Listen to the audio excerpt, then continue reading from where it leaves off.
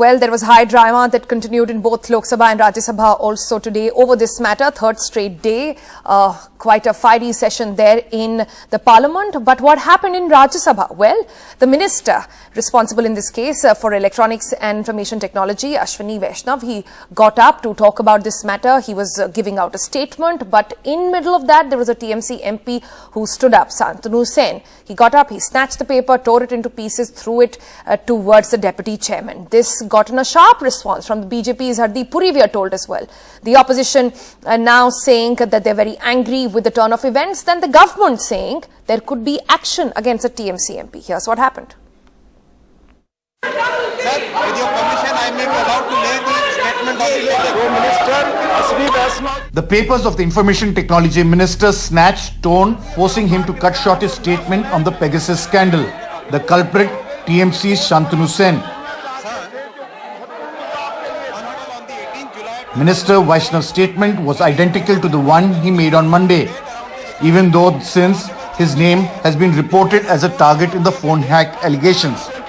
Parliament was stalled. The BJP went on the offensive and claimed Amnesty International, which was part of the Pegasus investigation, had distanced itself from the list of over 50,000 phones.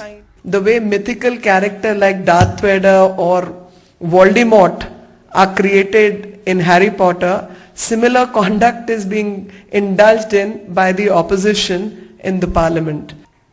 Amnesty International has denied about this list, and yet opposition has continued to disrupt the House on a fake list. The human rights group rejected reports which questioned the Pegasus data. Israeli media had alleged Amnesty's said list of 50,000 phone numbers were not related to the NSO. Amnesty called recent reports false allegations and inaccurate media stories and stands by findings of the Pegasus project. Data is irrefutably linked to potential targets of NSO's Pegasus spyware. False rumors pushed on social media intended to distract from widespread unlawful targeting of journalists, activists and others. However, some unanswered questions remain. But where did the list of the 50,000 potential targets come from? Amnesty says we will not comment on how the records were accessed. Either way, the Pegasus scandal isn't about to die down. They are giving misleading statement on this Pegasus issue. We are not going to accept it. That is what happened. The government has to give us a simple, straightforward answer, and that is, did you use Pegasus? Yes? No? Or did you use Pegasus? Is that correct?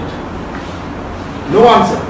But the TMC MP who targeted the minister could face action. With more names expected in the hacking case, India's opposition is asking one simple question. Did the government use Pegasus software against prominent individuals?